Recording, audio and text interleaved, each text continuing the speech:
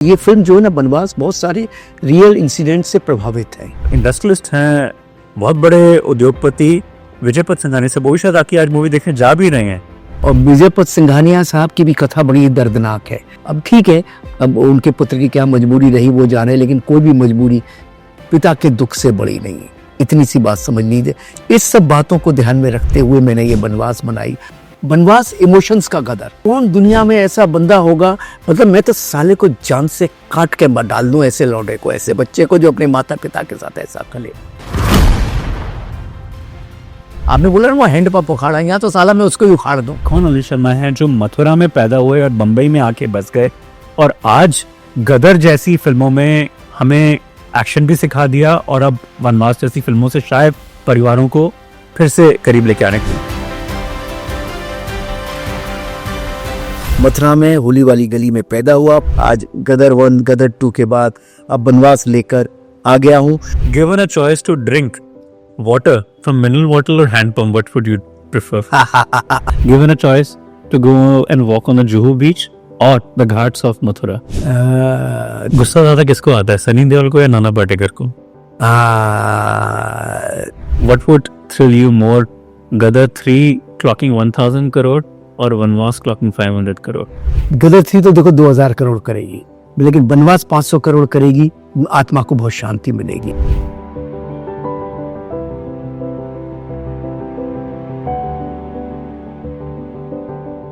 यदि आप में कभी आत्मविश्वास की कमी रही हो या आपको कभी दुश्मन को जवाबी हमला देने की आवश्यकता हो, तो आपको इस फिल्म निर्माता निर्देशक द्वारा उपयोग किए गए उस हैंडपंप को या लंबे से हथौड़े को देखने की आवश्यकता है।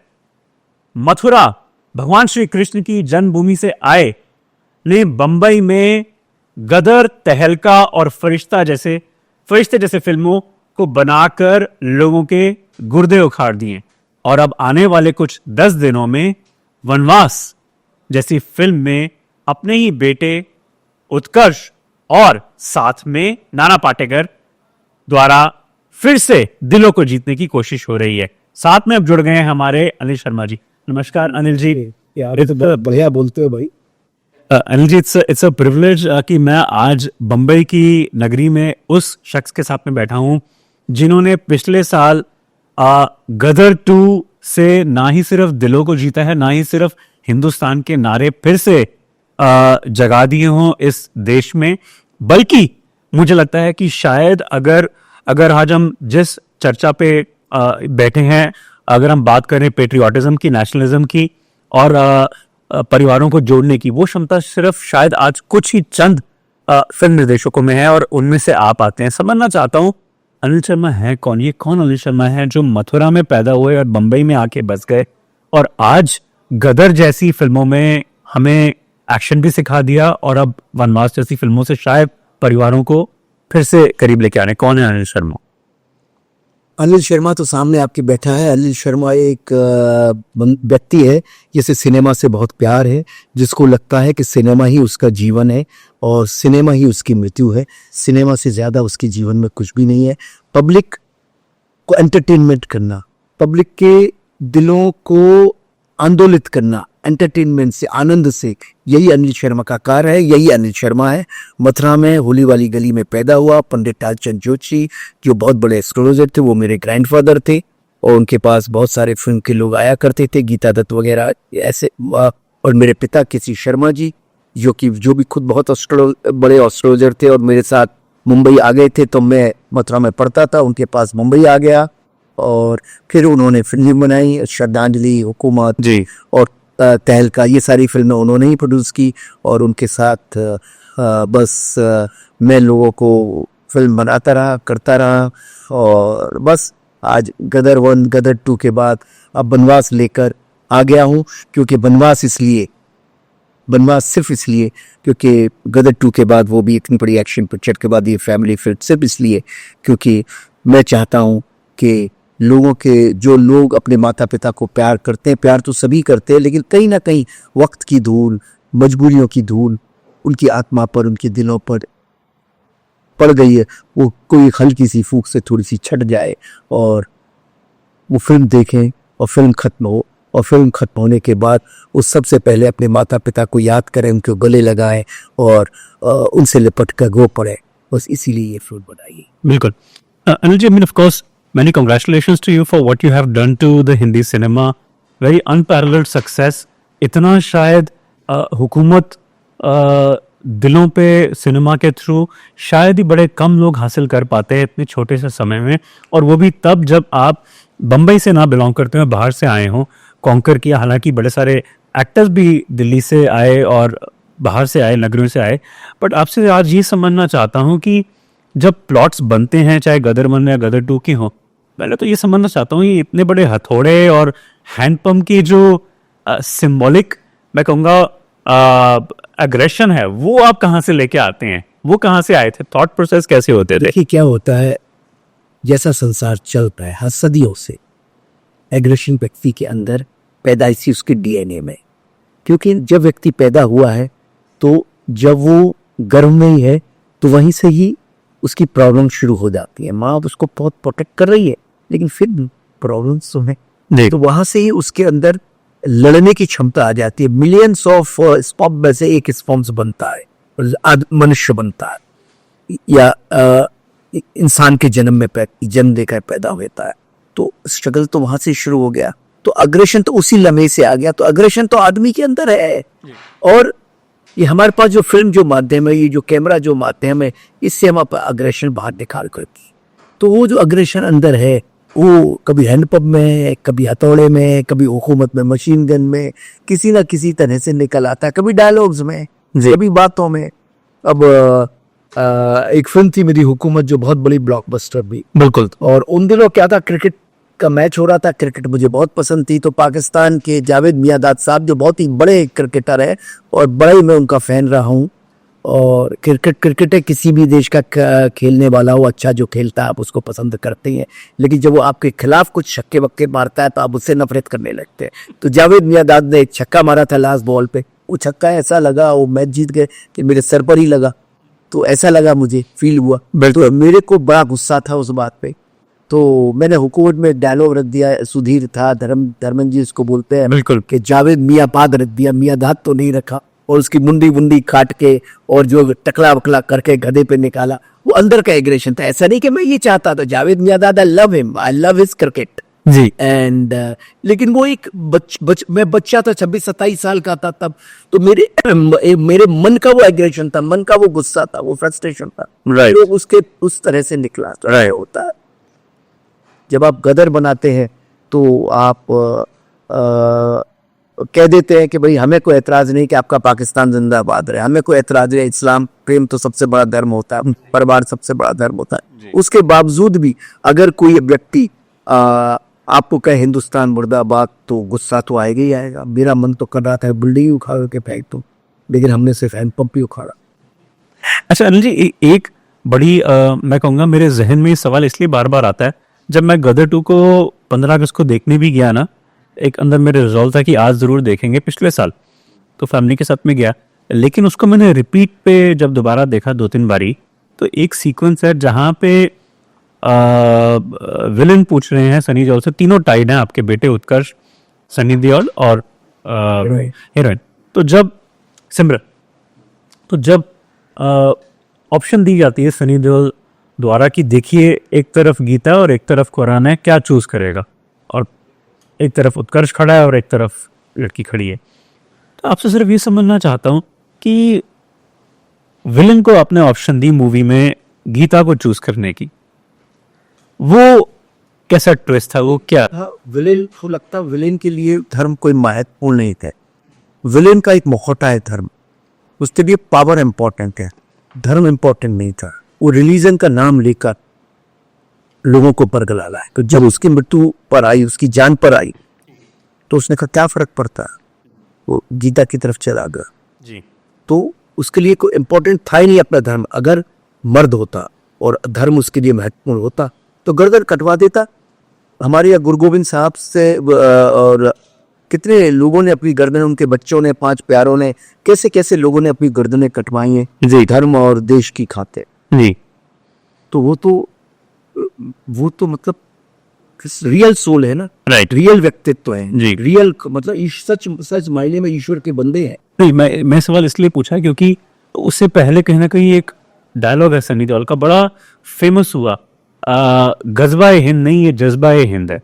तो क्योंकि गजबा हिंद कहा जाता है कि जिस तरीके से इस्लाम में कई लोगों को ये सिखाया गया कि नहीं, हिंदुत्व को दफनाने के लिए आप गजबा हिंद कर दीजिए और कॉन्कर। इस इस्लाम में ऐसा कहा नहीं गया है, ये भी मुल्लाओं द्वारा, लोगों द्वारा एक मिथ है जो चलाया गया है, जी गजवा हिंद।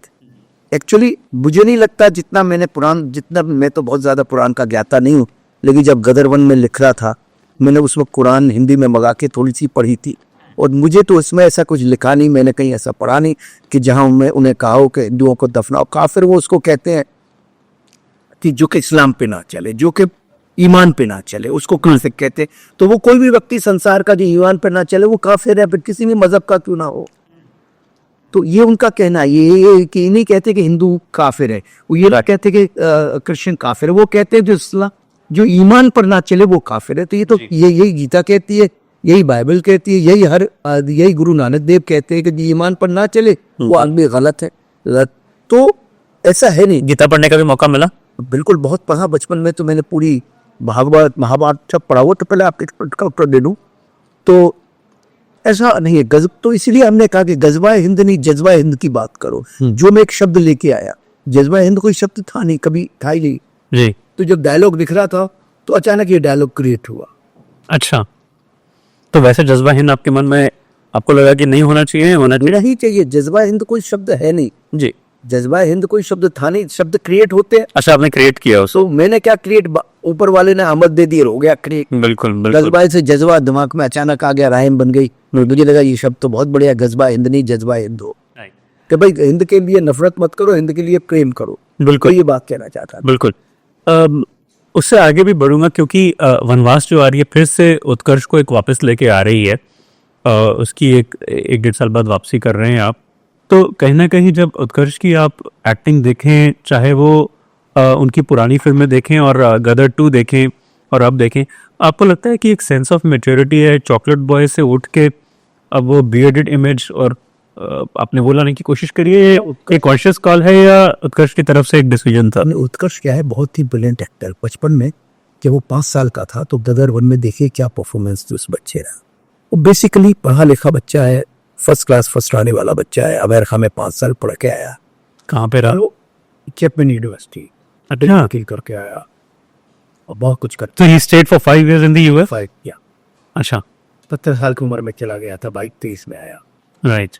तो मतलब बहुत मिश्योर है बच्चा और बहुत समझदार है। मैंने उसको कहा कि भाई गाड़ी ले करा देते हैं तेरे को। बोले नहीं पापा, मैं साइकिल सीख है, मुझे दुनिया देखनी है सब। In US? इन यूएस तो साइकिल पर चलता था, बसों में चलता था, ट्रेन में चलता, और चलना भी चाहिए, क्यों नहीं चले, अच्छी बात है। नहीं तो जनरली फिल्म वालों के बच्चे जाते हैं, वो वहाँ गाड़ियाँ खरीद देते हैं, गाड़ियाँ मस्ती होती हैं, गाड़ी पर घूमते हैं, मस्तियाँ करते हैं, ये करते He did not? हैं। मस्तियाँ तो की होंगी थोड़ी बहुत, या जवान लड़का क्यों नहीं की होगी, मैं होता तो करता। लेकिन पर पढ़ाई में उसका फोकस बहुत ज्यादा था, वहां भी यहाँ भी हमेशा उसका वो बहुत फोकस ही लड़का।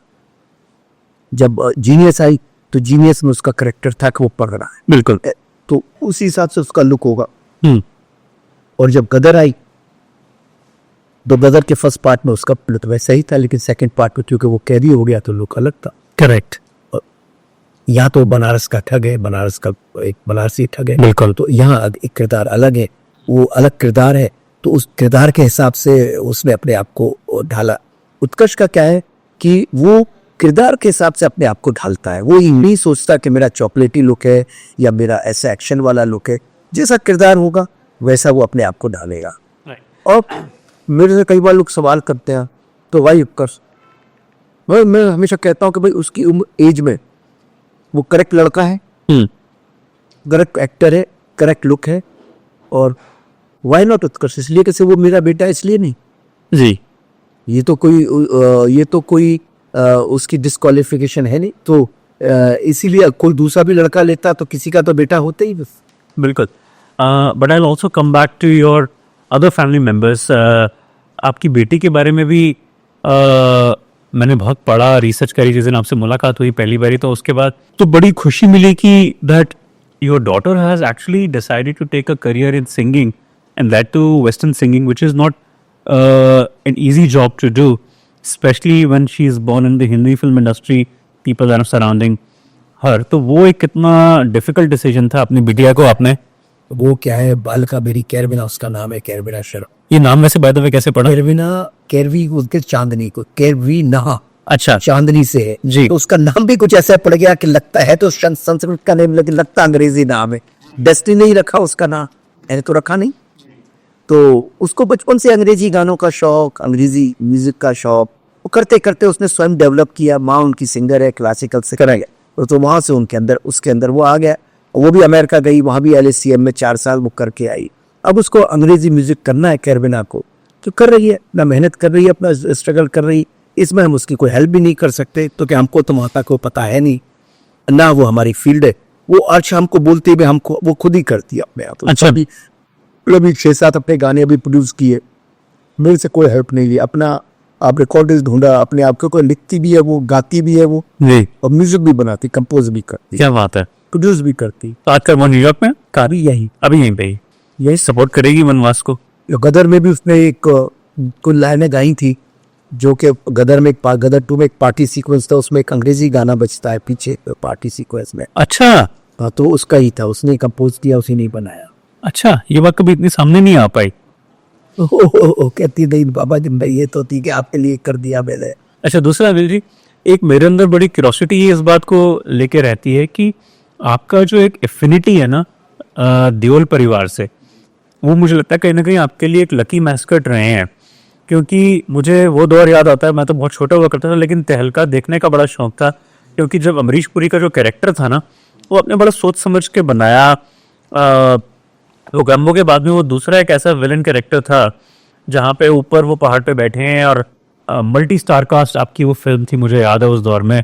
और इतने सारे कैरेक्टर्स आपने लेने, लेकिन फिर भी उभर के जो आए, फरिश्ते से लेके, अपने से लेके, वो देओल परिवार के साथ में, आप, मुझे लगता है कि आपकी जो एक फ्रेंडशिप है वो बड़ी जबरदस्त होती गई। रणजी उसका रीजन क्या है? रणजी का मैं बहुत बड़ा फैन रहा। मैं जब असिस्टेंट था बॉर्निंग ट्रेन में, तब से मेरा उनका संबंध रहा। उनकी फिल्में, जब मैं छोटा था, मसाम है, मेरा गांव मेरा देश, गुड्डी, चुपके चुपके, ऐसी सब फिल्में देख। तो पहली मुलाकात बर्निंग ट्रेन में ही हुई थी? बॉर्निंग ट्रेन में, ठीक है। 78-79 में जब असिस्टेंट, हालांकि वो भी एक मल्टी स्टार कास्ट थी, विनोद खन्ना और दोनों में बुलाया। मुलाकात हुई मेरी उनकी, बहुत ही इंटरेस्टिंग मुलाकात हुई। मैं तो उस वक्त 17-18 साल का था। ऐसा मेरे लिए फैन मूवमेंट था, मैं आपको बता नहीं सकता हूँ। धर्मेंद्र मतलब धर्मेंद्र, फिर और फिर बस उनसे एक रिश्ता बन गया। करते करते हुकूमत हुई उनके साथ, और पीछे भी उनका जन्मदिन भी था। वो परसों था उनका परसों जन्मदिन में। आया था। बड़ा गले एकदम लिपट गए मेरे से, मैं भी लिपट गया उनसे। बहुत ही ऐसे सोने जैसे आदमी है धर्मेंद्र। और धर्म जी का क्या है कि वो जानते ही नहीं वो कितने बड़े हैं। उनकी, जैसे हनुमान जी अपनी ताकत भूल गए थे, उनको याद दिलाए जामवन में, ऐसे ही धर्म जी का आपको याद दिलाना पड़ता है। वो इतने विनम्र हैं, इतने नॉर्मल हैं कि उनको पता नहीं लगता वो कितने बड़े हैं। ये आप अभी भी महसूस करते हैं? आज भी महसूस करता हूँ, वो आज भी ऐसे ही है कि वो, मैं कहता हूँ सर आप धर्मेंद्र हो, बोले मैं तो सानेगांव वाल से आया हुआ एक किसान, लुधियाना के पास एक शहर से। सानेवाल से आया हुआ एक किसान है। जैसे आप मथुरा से है, उस समय सानेवाल भी बड़ा एक छोटा सा शहर होता है लुधियाना के पास में। बिल्कुल। वहां से आके उन्होंने वो मुकाम हासिल करे हैं। तो what is the difference that you find today between Dharmendra, Sunny Deol and Bobby? आपको वो डिफरेंस क्या नजर आता है इन तीनों में, या सिमिलैरिटीज क्या आती है? तीनों एक से ही है जी, कुछ नहीं, तीनों वही अंदर से मन से देहाती हैं। सनी का तो जन्म भी गांव में ही हुआ, और बहुत ये परिवार बिल्कुल। बनवास जो पिक्चर बनाई है मैंने, तो मैंने उस दिन जब ट्रेलर लॉन्च हुआ तो सनी सर को मैंने बोला कि मैं चाहता हूं कि परिवार देओल परिवार जैसा हो दुनिया में। तो बनवास उसका अपोजिट है, अपने ही देते अपनों को बनवास, और देओल परिवार का है अपने तो अपने होते हैं, जो मैंने अपने बनाई। बिल्कुल। तो मेरी विजुअल थिंकिंग है, इसीलिए ये पिक्चर बनाई मैंने बनवास, कि वो एक धूल लोगों के दिमाग से छट जाए, और वो परिवार की वैल्यूज को, माता पिता की वैल्यूज को समझे, और देओल परिवार जैसा परिवार हो जाए हर घर में, जो कि तीनों एक दूसरे से ऐसा बिल्कुल जुड़े हुए हैं। बिल्कुल जुड़े हुए हैं। आज भी या पंजाब से लोग आते हैं, खाने पीने चलते हैं, सब कुछ चलता है। पंजाब से कोई भी आ जाए उससे वो लोग मिलते हैं। मतलब है ही नहीं जैसे छोटे शहर में आप रह रहे हो, आपकी कोठी पे कोई भी आपके गांव का आदमी आ जाए, आप कैसे उसको इनवाइट कर लो, भाई चाय पिलाओ, खाने खिलाओ, बातें। आपको ना अपॉइंटमेंट चाहिए, आपको ना कुछ चाहिए, एकदम आम साधारण व्यक्ति जैसे होते हैं और प्रेम करने वाले व्यक्ति ऐसे होते हैं। ऐसा ये देओल परिवार है। बिल्कुल। एंड आई एम फॉर्चुनेट कि मैं इन तीनों के साथ कनेक्टेड हूँ। Bobby Deol extraordinary person, Sunny sir हैं, वो तो ओवर इमोशनल है। उस दिन मेरा बनवास का ट्रेलर देखते देखते उनकी आंखों में आंसू आ गए, ऐसे इतने इमोशनल है वो बंदा।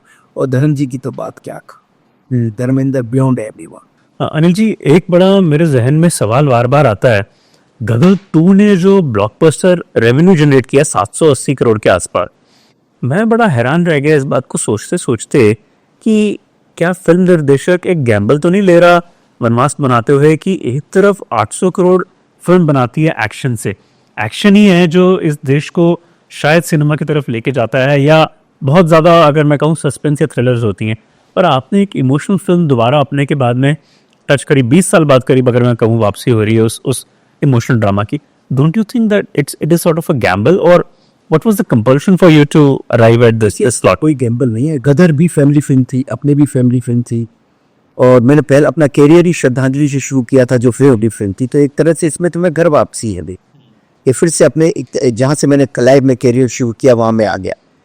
और दूसरी बात यह है कि जब मैं गदर 2 इतनी रोडिंग सक्सेस हुई तो नाना पाटेकर साहब का स्वयं का फोन आया कि भाई अनिल अब तो तू ये पिक्चर करेगा नहीं, क्योंकि अब तो तू कोई बड़ी और एक्शन बनाएगा। मैं कहा नहीं सर ऐसा नहीं है, गदर भी फैमिली एक्शन फिल्म है, ये फिल्म बनाना मुझे आवश्यक है, क्योंकि एक डायरेक्टर का मन होता है कि उससे कुछ वो बनाना है जो उसकी आत्मा का है।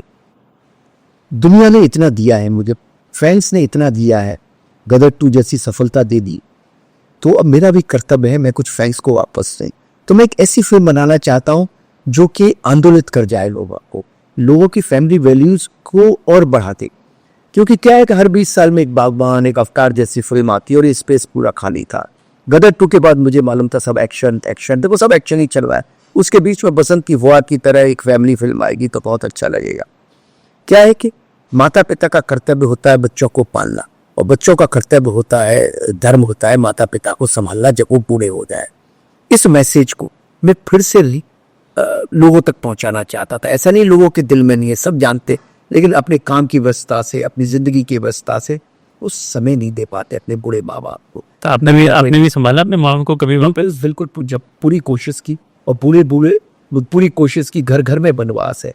मेरे माता पिता रहे नहीं, 2 साल पहले पिता चले गए, 4 साल पहले माँ चली गई जी। तो खुद मुझे मेरे जीवन में इतना वैक्यूम आ गया, और अब ऐसा लगता है कि जितना हम समय दे पाए दिए, लेकिन जब वो नहीं रहे हैं तो ऐसा लगता है कि हम सारा समय अन्य उनको क्यों नहीं दिया, उनकी ऊपर फिल्म बनाने में बस रहे। आदमी की मजबूरी व्यस्तता होती है, करता आदमी, संसार है, करना पड़ता है, उसकी अपनी आगे की पीढ़ी आ जाती है, उसके लिए उसको करना पड़ता है, वो भी गलत नहीं है। In fact, I've heard that you were also at one stage very attached to your mother and father as well, so much Still I am very that you used to go and seek money directly from them, from your mother and your father as well. Is it true? तो मुझे तो उनसे पैसा मांगना बहुत अच्छा लगता है। माँ से तो मैं, माँ को पीछे पड़ जाता था पैसे दो, तो 2000 5000 भी देती थी तो मुझे ऐसा लगता, और माँ भी मुझसे कहती कुछ पढ़ाए, 10,000 20,000 लाख रुपया होता अब तो ले लेती, और मुझे उनसे पैसा लेना देना बहुत अच्छा लगता था।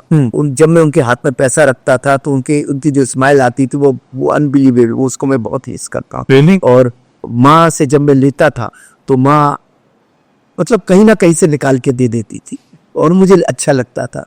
गदर को इतनी बड़ी हिट हुई, एक दुख रह गया, ये दुख रहा कि गदर 2 से जो पैसे आए या जो सफलता देखी, काश मैं वो अपने पिता के हाथों में देख पा, वो पिता मेरे वो सफलता देख पाते, या मेरी माँ वो सफलता देख पाती, तो मेरा आनंद 100 गुना बढ़ जाता है, जैसे गदर 1 के टाइप पे हुआ था। उन्होंने वो देखा था, मुझे अभी भी वो लम्हा याद है जब 12 से 3 का शो देख के खार में रहते थे पाता पिता, और मैं घर गया और वो अब बैठे हुए थे और टेंशन में थे, और मैंने कहा पिक्चर सुपर हिट हो गई। और वो जो जिस तरह से घर में उस दिन उस वक्त खाने बने, जिस तरह से घर में लोग इकट्ठे हुए, और जिस तरह से माता और पिता की जो खुशी थी, वो खुशी ऐसी थी कि अनबिलीवेबल। तब ये लोग बच्चे कितने छोटे थे, उत्कर्ष और ये?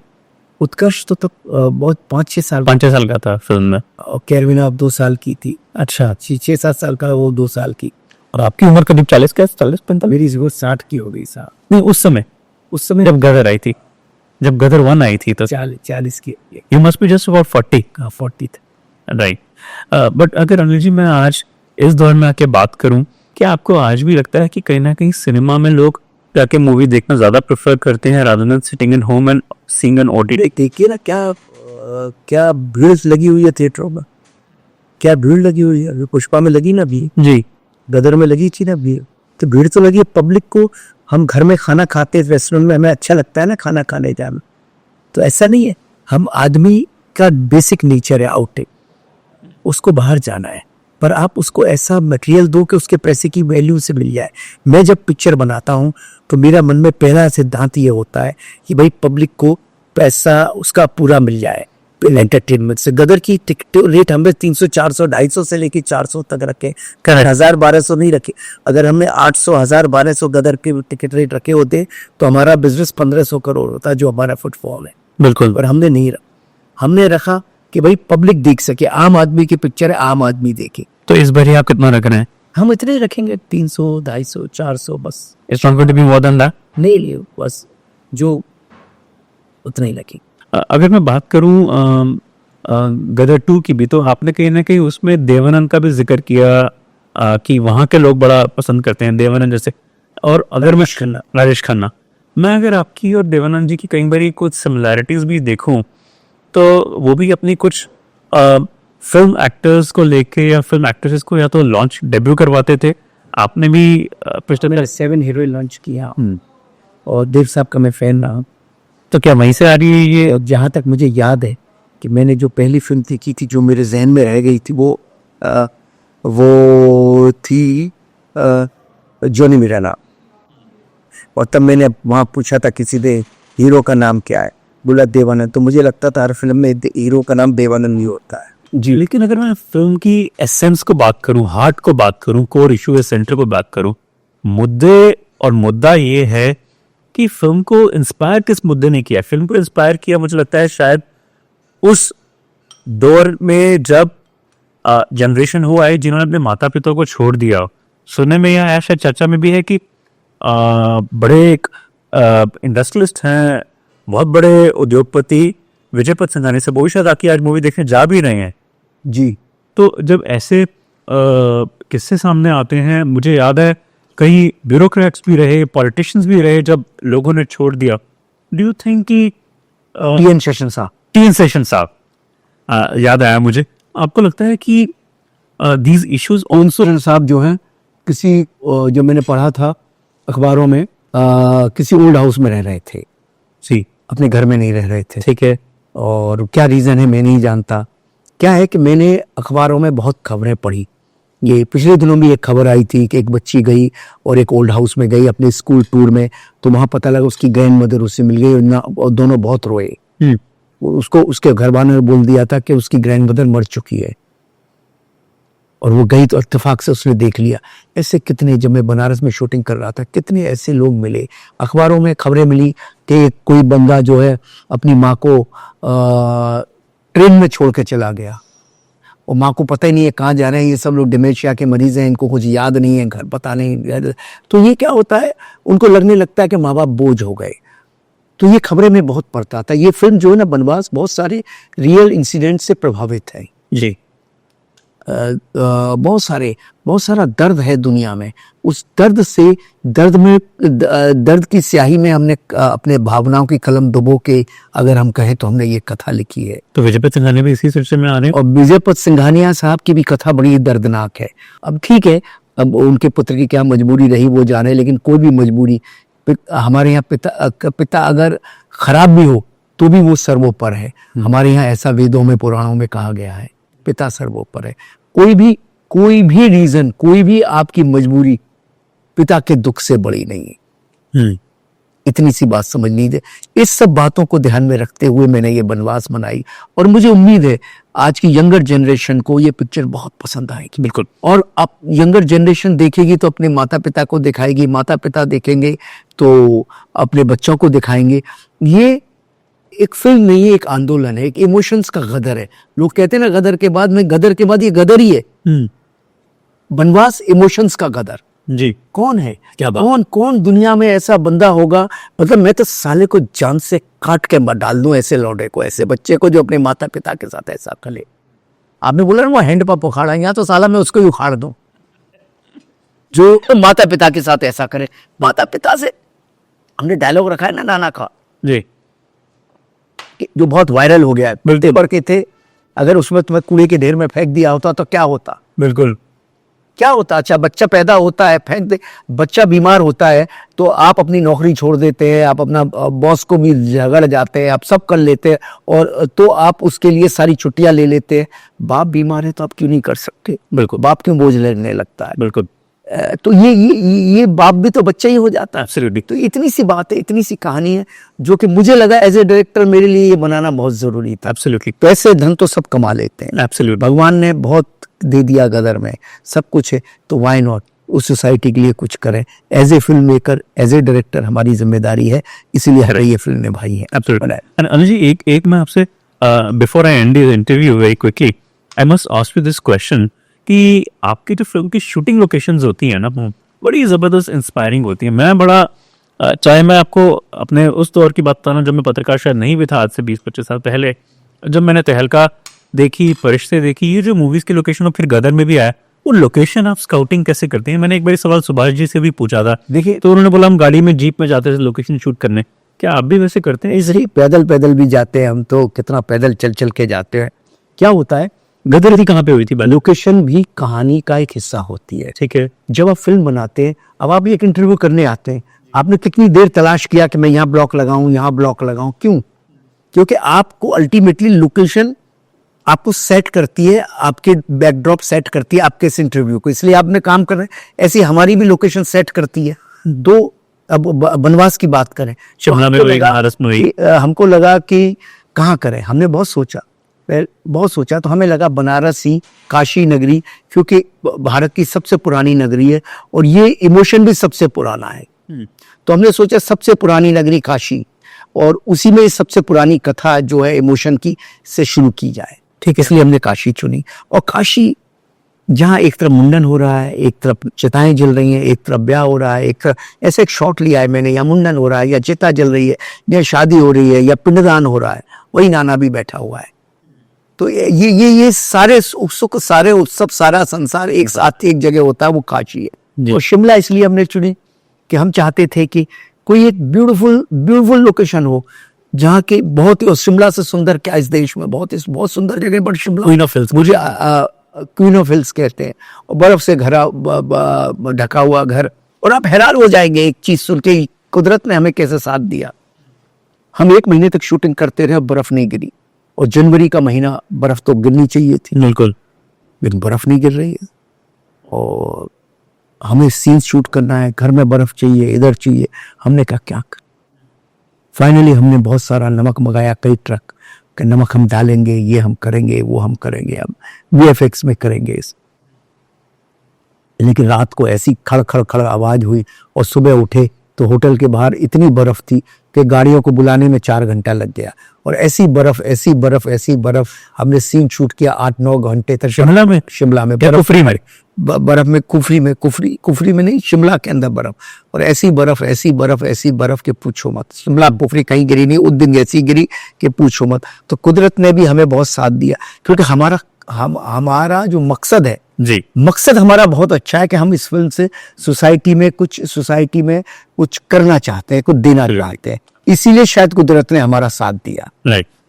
अच्छा, दूसरा लास्ट सवाल ये पूछूंगा, आपके जो कॉस्ट्यूम्स भी होते हैं ना, बड़े खूबसूरत।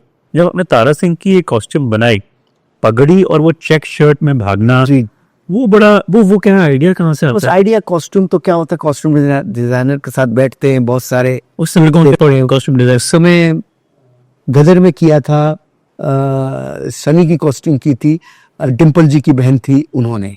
सिंपल नहीं, हाँ, सिंपल कपड़िया नहीं, सिंपल कपड़िया भी रहेंगी, वो बहुत ही सेंसिबल लेडी थी। गदर 2 में? और गदर 2 में हमारा किया निशी आशा ने। अच्छा, और इस बारी बनवास भी निशी आशा और नीता लुल्ला।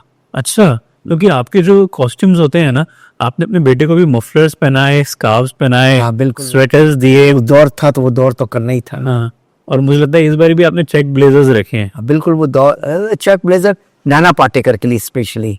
राइट, मगर आप हमेशा जब भी नजर आते हैं टीवी पे हमेशा टी शर्ट्स में या जैकेट्स में नजर आते अब मुझे ये पसंद है, मुझे ये पसंद है, मुझे थोड़ा सा कैजुअल लुक पसंद आता हैं. You don't go for big brands. नहीं, मैं नहीं जाता, मैं तो कपड़ों का क्या है, ब्रांड तो आदमी होता है, कपड़े थोड़े होते हैं। Right. ब्रांड जो पहनता है वो है, कपड़े का क्या है। मैं तो कोई भी मैं तो 200 रुपए की टी शर्ट पहन के भी चला जाता हूँ। मेरा तो ऐसा है कि अभी आप डिस्कशन सुन रहे थे गाड़ी का, गाड़ी नहीं, मैं तो ऑटो पकड़ के भी निकल जाता हूँ, मुझे कुछ वो नहीं है। Correct. मेरे लिए जो मुझे जानते हैं वो मुझे जानते हैं, Right. जो मुझे नहीं जानते हैं उनके लिए मैं डायमंड भी पहन लूँ तो उनकी कोई उसकी कोई वैल्यू नहीं है। और मैं जो मुझे नहीं जानते हैं उसके लिए मैं स्लीवलेस शर्ट भी पहन के चला जाऊँ तो उनके लिए मेरी वैल्यू है। बिल्कुल, absolutely. Of course, sir, we will wrap this interview with a good rapid fire round and then we see how you fare in this जी rapid fire बिल्कुल round. पढ़िए, लेकिन जिससे पहले 20 दिसंबर बनवास बस। बिल्कुल. Given a choice to drink water from mineral water or hand pump, what would you prefer? मेरा प्रियली हैंडपंप, बचपन में भी मैं हैंडपंप से पानी बहुत पीता था। Given a choice to eat Mathura's peda or the sweet dish here in Bombay? अरे बॉम्बे की भी स्वीट डिश अच्छी है, हम लोग अब तो यहीं से ही मंगाते हैं, पर चॉइस आएगी तो मथुरा का पेड़ा। अच्छा. Given a choice to go and walk on the Juhu beach or the ghats of Mathura? देखिए घाट्स ऑफ मथुरा पे तो मैं बहुत घूमा हूँ, बहुत रहा हूँ। जब पहली बार लेकिन मुंबई आया था तो बीच में मेरी मैडनेस हो गई थी, बीच मुझे इतना हसीन लगा था। लेकिन अब जब भी कभी मथुरा के घाट पे जाता हूँ तो बस वहाँ घंटों बैठ जाता हूँ, आनंद से बैठ जाता हूँ, विश्राम घाट पे खूब विश्राम करता हूँ। गुस्सा ज्यादा किसको आता है, सनी देओल को या नाना पाटेकर को? सनी सर को तो गुस्सा आता है, इतना कोई गुस्सा नहीं आता, सनी सर ठीक है। नाना सर को कभी कभी गुस्सा आ जाता है। उत्तम सिंह का म्यूजिक या मिथुन का म्यूजिक? दोनों का म्यूजिक लाजवाब है, दोनों अपनी अपनी जगह, इन दोनों अनकम्पेरेबल है। What would thrill you more, Gadar 3 clocking 1000 crore और वनवास clocking 500 crore? गदर थी तो देखो 2000 करोड़ करेगी, लेकिन बनवास 500 करोड़ करेगी तो आत्मा को बहुत शांति मिलेगी। अगर भगवान करे ऐसा हो जाए, क्योंकि ये फिल्म एक मकसद है, फिल्म नहीं है एक मकसद है। इनका ना इमोशंस का गदर है, रिक्वायरमेंट है सोसाइटी, इसको करना चाहिए। So that was of course Anil Sharma speaking to us here in Mumbai 10 days before the release of his next, what he calls as a blockbuster movie, Vanvas. And he also aims to bring and unite the families, fathers and sons, mothers and daughters through this movie. Keep following me, Rohan Dua, as I bring you a lot of powerful actors, directors ahead of their releases and after the success of their films. That's about it from this week. Keep following me.